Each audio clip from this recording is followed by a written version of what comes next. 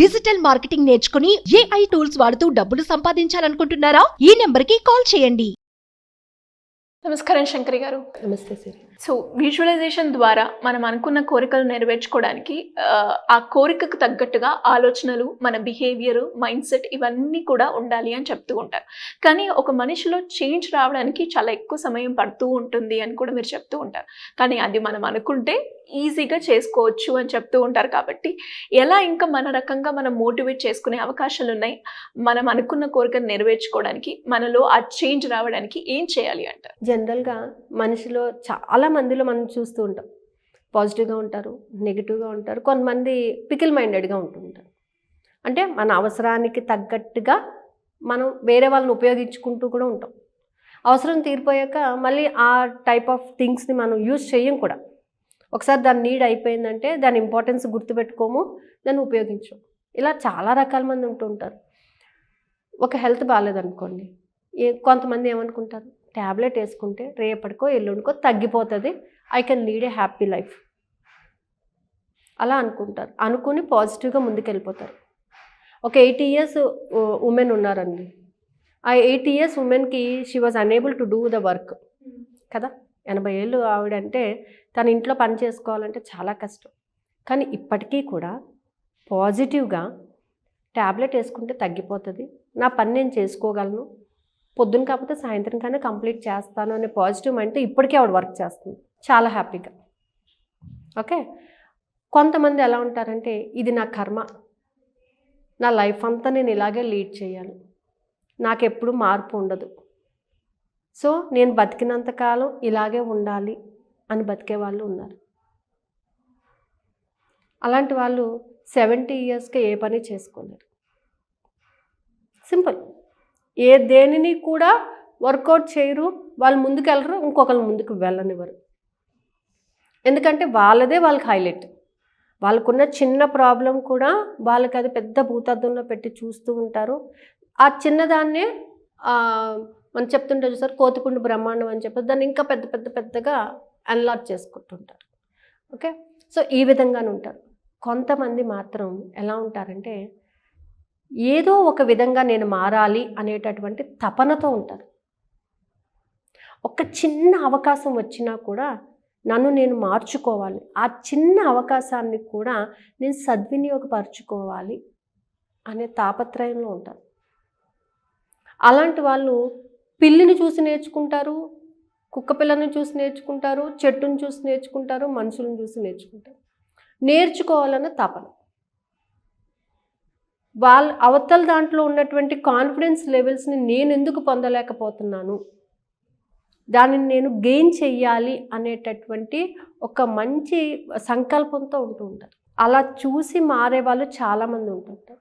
అంటే నేను ఎందుకు చేయలేకపోతున్నాను ఈ పని, ఎప్పుడైతే నాలో మార్పు రావాలి అని నేను అనుకున్నానో ఒక అడుగు నేను ముందుకు వెయ్యాలి కదా. నేను ఇక్కడే ఉంటే నేను వెళ్ళలేను ఎక్కడికి. నేను ఒక అడుగు ముందుకు వేస్తే ఇంకొక అడుగు నాకు సహకరిస్తూ ఉంటుంది.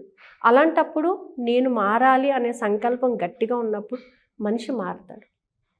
సో ఇక్కడ తన సంకల్పాన్ని విజువలైజేషన్ చేసుకోవాలి. చేసుకుని దానికి అనుకూలంగా ఎవరో ఒకరిని పర్సన్ని పెట్టుకుని వాళ్ళనే మీద ఫోకస్ చేస్తూ తన ప్రయాణాన్ని సాగిస్తూ ఉండాలి. అంటే తనకి వాళ్ళకి ఉన్నటువంటి డిఫరెన్స్ ఏంటి? ఇప్పుడు రీసెంట్గా ఒక దాంట్లో చదివాను నేను. స్వామి వివేకానంద ఒక ఫిలాసఫర్ వెళ్తున్నారు. ఫిలాసఫర్ అడిగాడు అనమాట, ఒక బుక్ ఉంది అక్కడ, ఫిలాసఫీ బుక్ ఉంది, పక్కనే కొంత డబ్బు ఉంది, నువ్వేం తీసుకుంటావు అని అడిగాడు. అడిగితే స్వామి వివేకానంద నేను డబ్బు తీసుకుంటాను. ఫిలాసఫర్ ఆటోమేటిక్గా నేను బుక్ తీసుకుంటాను అని అన్నాడు. అంటే హీ థింక్స్ దట్ అతను ఏమన్నా నేను చాలా గ్రేట్, నేను పుస్తకం తీసుకున్నాను కదా అని అంటే, వెంటనే స్వామి వివేకానందని అడిగితే అతను ఏమన్నాడంటే నీకు ఆ నాలెడ్జ్ లేదు కాబట్టి నువ్వు తీసుకున్నావు, నాకు ఆ నాలెడ్జ్ ఉంది కాబట్టి నేను దాన్ని పిక్ చేసుకున్నాను, ఏదైతే లేదో దానికోసం నేను వెళ్తాను అంతే కదా. ఈవెన్ అక్కడ స్వామి వివేకానంద కావచ్చు, ఇంకొకరు కావచ్చు, ఎవరైనా సరే మన దగ్గర లేనిది మనం తీసుకోవడానికి ట్రై చేయాలి. సో మనలో లేని హ్యాబిట్ ఏదైతే వాళ్ళలో ఉందో దానిని మనం తీసుకోవడానికి ట్రై చేయాలి ఎప్పుడు కూడా. ఒక వ్యక్తిని మనము చాలా ఇదిగా గమనిస్తున్నాము, వాళ్ళ ద్వారా మనం వెళ్ళాలి అని అనుకున్నప్పుడు మనలో లేని హ్యాబిట్ ఏంటి, వాళ్ళలో ఉన్నటువంటి అప్లిఫ్ట్ అయ్యేటటువంటి హ్యాబిట్ ఏంటి, దానిని గమనించి దాన్ని మనలో మార్చుకోగలగాలి. అలా చేసినప్పుడు మనం ముందుకు వెళ్ళగలుగుతాం. సో మనలో కూడా అలాంటి హ్యాబిట్స్ ఉంటే ఖచ్చితంగా మన గోల్ని మనం రీచ్ అవుతాము. మనం స్కూల్లో టీచర్స్ని కానీ వీళ్ళు నాకు చాలా అండి నేను వీళ్ళలా తయారవ్వాలనుకుంటున్నాము అని అంటాం. కానీ ఏంటంటే వాళ్ళలో నువ్వేం తీసుకుంటున్నావు, ఆ హ్యాబిట్స్ని మార్చుకోవాలి అక్కడ. సో హ్యాబిట్స్ చేంజింగ్ అనేది విజువలైజేషన్లో చాలా ఇంపార్టెంట్.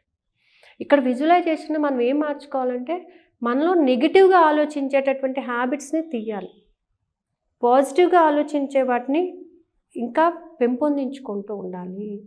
మనలో ఉన్న భయాలను తీయాలి, స్ట్రాంగ్నెస్ని డెవలప్ చేసుకోవాలి. గోల్ని రీచ్ అయ్యేటప్పుడు వెనకంజ వేయకూడదు, ఎప్పుడు ముందుకు వెళ్ళడానికే చూడాలి. ఒక్క ఫెయిల్యూర్ వచ్చినా కూడా పర్వాలేదు, ముందుకు వెళ్తాను, ఖచ్చితంగా నేను నా సక్సెస్ని రీచ్ అవుతాను అని చెప్పగలగాలి. ఆ కాన్ఫిడెన్స్ని డెవలప్ చేసుకోవాలి, అలాంటి హ్యాబిట్స్ని డెవలప్ చేసుకోవాలి. Thinking in a positive manner అనే గుడ్ హ్యాబిట్ని నేర్చుకోవాలి. ప్రతి దాంట్లోని పాజిటివ్నే చూస్తూ ఉండాలి. నువ్వు వెళ్ళే మార్గంలోని ఏమున్నా కూడా దాన్ని పాజిటివ్గా తీసుకుని ఒక అడుగు వేసినట్లయితే చిన్న చిన్న ముళ్ళు ఉన్నా కూడా అవే తప్పుకుపోతాయి, హ్యాపీగా వెళ్ళిపోగలుగుతాం. అదే అమ్మో ఇక్కడ ముళ్ళు ఉందేమో, చిన్న రాయి ఉందేమో, గులకరాయి ఉందేమో అని అంటే మనం ముందుకు వెళ్ళలేం, you have to come back. So ఈ చిన్న హ్యాబిట్సే మన విజువలైజేషన్లో చాలా పాత్రను వహిస్తూ ఉంటాయి. మన థాట్స్ కూడా అలాగే ఉండాలి, పాజిటివ్గానే ఉండాలి, పాజిటివ్గా మనం స్ట్రాంగ్ చేస్తూ ఉండాలి. నీ గోల్ నువ్వు రీచ్ అయిపోతున్నావు అంతే, నువ్వు రీచ్ అయిపోయావు అంతే. ఇంకది నువ్వు ఏదైతే అనుకున్నావో ఖచ్చితంగా నువ్వు రీచ్ అయ్యావు అనేటటువంటి గట్టి స్ట్రాంగ్ డిజైర్తో వెళ్తే హ్యాబిట్స్ కూడా మారిపోతాయి ఆటోమేటిక్గా. సో ఈ మన 11 days క్లాసెస్ కూడా దాని మీదనే బేస్ చేసుకొని పర్టికులర్గా దాని మీదనే అవతల వాళ్ళు హ్యాపీగా ఉండాలి. వాళ్ళు ఏ విధంగా అయితే అనుకుంటున్నారో ఆ విధంగా రీచ్ అవ్వాలి, ఆ విధంగా హ్యాపీగా ఉండగలగాలి. మనిషికి సంతోషమే సగం బలము. సో కాబట్టి ఏంటంటే డబ్బు లేదు అని బాధపడద్దు, రాదు అని బాధపడద్దు, వస్తుంది అని సెల్ఫ్ కాన్ఫిడెన్స్తో, వచ్చింది అని కాన్ఫిడెన్స్తో ఉన్నప్పుడు 100% వస్తుంది అది. సో ఆ హ్యాపీనెస్ తీసుకోవాలి. రిజల్ట్ ఓరియంటెడ్గా పెట్టే క్లాసెస్ ఇది. ఓకే, ఏదో మనం అలా విజువలైజేషన్ చెప్పడం కాదు, రిజల్ట్ ఓరియంటెడ్గా మనం క్లాసెస్ కండక్ట్ చేయడం జరుగుతుంది. April 1st నుంచి April 13th వరకు. సో ఇలా ఎవరైనా కూడా లైక్ చక్రస్ యాక్టివేషన్ గురించి కావచ్చు, లేదంటే క్లాసెస్లో జాయిన్ అవ్వడానికి మీ గైడెన్స్ కావాలి అనుకునే వాళ్ళు ఏ రకంగా మిమ్మల్ని అప్రోచ్ అయ్యే ఛాన్స్ ఉందంటారు మేడం? కింద స్క్రోల్ అవుతున్న నెంబర్ని కాంటాక్ట్ చేస్తే they will give the information అండి. థ్యాంక్ యూ అండి, thank you so much. Thank you. Suman టీవీలో మీ పర్సనల్ అండ్ బిజినెస్ ప్రమోషన్స్ కోసం కింది నెంబర్కి కాంటాక్ట్ చేయండి.